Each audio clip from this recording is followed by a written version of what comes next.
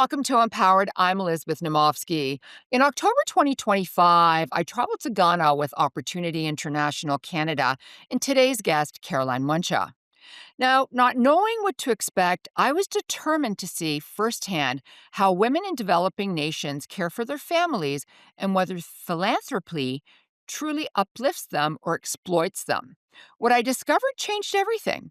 These women aren't victims, they're entrepreneurs. They are taught to thrive with dignity through microfinance, business training, and unwavering support. So, on this episode, we're going to discover what this journey revealed about the transformative power of opportunity and what it taught us as women about resilience, empowerment, and the dignity that comes from building your own success. So, Seeds of Opportunity, empowering women in Ghana with microfinancing and education. Today, I'm joined by Caroline Munshaw, Director of Philanthropy Ontario, Opportunity International Canada, and we're discussing our trip to Ghana. Caroline, welcome. Welcome back to Empowered. How are you today? I'm great. Thanks for having me back, Liz. So, okay, let's start this trip. I wanted to actually say I'm wearing my Ghana beads, my Ghana bracelet. I hope you are as well.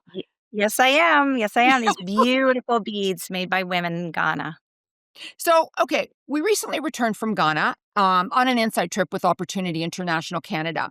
I want to start by sharing the purpose of the trip, what it was, and what you hoped that we would all learn from this experience. Yeah, great. So, our insight trips are a chance for donors to see and hear firsthand how opportunities programs are transforming lives through financial inclusion and training. So, this trip was an opportunity to listen and learn from women entrepreneurs and farmers in northern Ghana. So, really, our goal is to gain a deeper understanding of poverty in low income countries and what it means to break that cycle of poverty. And our hope is that people return to Canada inspired by the resilience, hope, and possibility that their support helps create. And Liz, I was just so thrilled to have you participate in this trip. You've been a supporter and advocate of our work for many years, and I knew that you would love meeting the women. You know what? I really did. I have to say, the first time that we met those women in the community, when we walked in there and they greeted us with clapping and dancing and song, I I wanted to cry. I was so moved by them, so excited. These women welcomed us with open arms. They had nothing, and yet they were there to help us learn exactly what they're going through. So let's talk about that. We met these incredible women everywhere that we went. And these women were part of the agriculture finance program.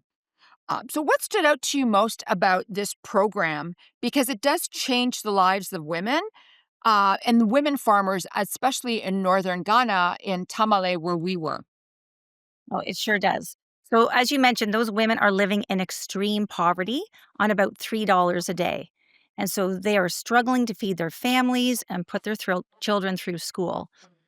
And most families up there rely on farming, and women produce most of the food, but they have the least access to capital and training. So, our agriculture finance program provides just that. So, they can increase their yields and their income. And we see that when a woman thrives, everything changes for her family. Children are better fed and they're able to stay in school. So, one of the things that stood out most to me, and I know to you as well, is that the program isn't just about increasing yields and income, but it's also about increasing confidence and providing hope. So, Opportunity's vision is a world in which all people have the opportunity to live a life free from poverty with dignity and purpose. And we really could see the dignity and purpose in the women. And best of all, so could their children. So I'll just never forget, as you mentioned, the laughter and the joy in those women's groups as they shared what that program has meant for them.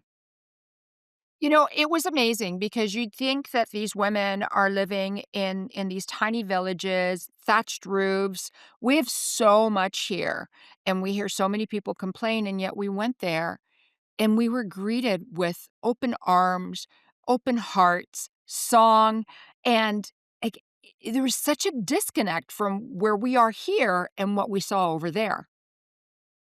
Not heads down, sad. just, yeah, heads held high and the laughter and joy, and it really is humbling, isn't it, to think how much joy they have.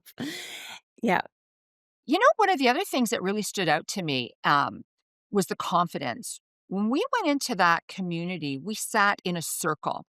And that one particular one, the women were learning about saving and they were learning about accounting and the importance of saving for their future, which is incredible. This Sinapiaba is the bank that lent the money, and here they are teaching them how to thrive and survive.